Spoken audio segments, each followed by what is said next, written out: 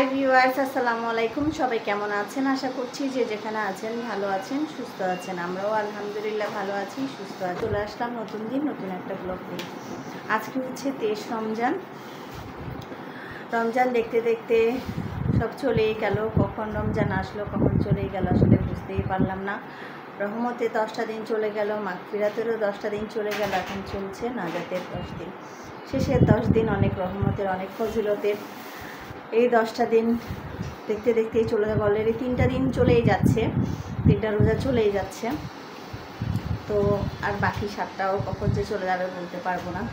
তো আল্লাহ সবাইকে এই মাহে রমজানের সওয়াব দান করুন, প্রত্যেকের রোজা কবুল করুন, প্রত্যেকের দোয়া কবুল করুন, এবং যারা আছেন আশেপাশে আত্মীয় স্বজন, বন্ধুবান্ধব, প্রতিবেশী সবার গুনাহ মাফ করুন। সেই দোয়া প্রতিদিন করছি, এখনও করি।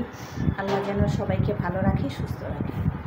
তো যাই হোক, আজকে একজন কী বলবো, মুরব্বী বলেন বা মার বয়সী, মাই বলি আমরা, মার মতো মনে করি আমি এবং আমার হাজব্যান্ড। সে শুরু থেকে আমি যখন এই ফ্ল্যাটে এসেছি, নতুন ফ্ল্যাটে উঠি, তখন আমার পরে হচ্ছে ওরা আসে, অর্থাৎ আমার পাশের ফ্ল্যাটে যারা আছেন তারা।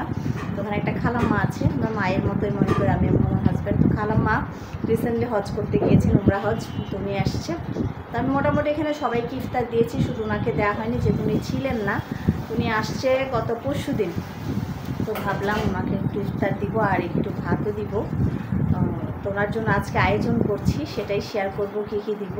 তো তেমন আহামরি কিছু না, সিম্পল। উনি খুব সিম্পল খাবার দাবার খায়, এরকম কিছু না। গতকাল দেখা করতে গিয়েছিলাম খালাম্মার সাথে, দেখা করে আসছি।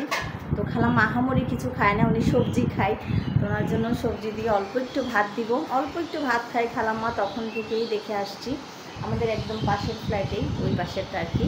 এখন উপরে থাকে, উপরে ওনার বড় মেয়ে থাকে, ওনার বড় মেয়ে ম্যাজিস্ট্রেট, ছেলে ম্যাজিস্ট্রেট, ছোটো মেয়ে ডক্টর। তো যাই হোক, উনি আবার আমাদেরকে খুব দেখতে পারেন, আমাকে এবং আমার হাজব্যান্ডকে খুব পছন্দ করেন। আর তার চেয়ে বড়ো কথা, প্রতিবেশী, আসলে প্রতিবেশী তো সবার আগে আসে, বিপদে আপদে সবার আগে তো প্রতিবেশী আসে। তো প্রতিবেশীর প্রতি দায়িত্বটা বেশি থাকা উচিত প্রত্যেকেরই আসলে। তো যাই হোক, তো আজকে ভাবলাম, আর গত 2 দিন একটু অসুস্থ ছিলাম, দিতে পারিনি, ঝামেলায়ও ছিলাম। তো ভাবলাম আজকে ওনাকে দেই ইফতারিটা। আর রোজা তো দেখতে দেখতে সব শেষই হয়ে যাচ্ছে, আর দেওয়ার সময়ও নাই। তো মোটামুটি রান্না শেষ করেছি। কী কী দিব সেটা আপনাদের সাথে শেয়ার করি। ইফতারি অ্যাজ ইউজুয়াল ছোলা, বুট, আলুর চপ, ডিম চপ এসব দিব। আর রান্নাতে কী কী দিব সেটা একটু শেয়ার করব আপনাদের সাথে। মোটামুটি রান্না অনেকগুলো হয়েও গেছে, এখন দেখাই কী কী দেবো। ভিউয়ার্স, বলেছিলাম রান্না অনেকটা হয়ে গেছে। এখানে চিংড়ি মাছ দিয়ে মিষ্টি কুমড়া, খালাম্মা নাকি মিষ্টি কুমড়া খেতে পছন্দ করে, তো ওনার জন্য ঝোল করে চিংড়ি মাছ দিয়ে দেখেন মিষ্টি কুমড়া রান্না করেছি।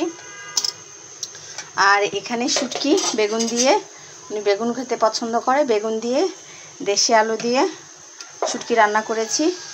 আর এখানে ভেন্ডি, এটা বেসিক্যালি আমাদের জন্য, আবার ওদের জন্য দেখে একটু দিব এই।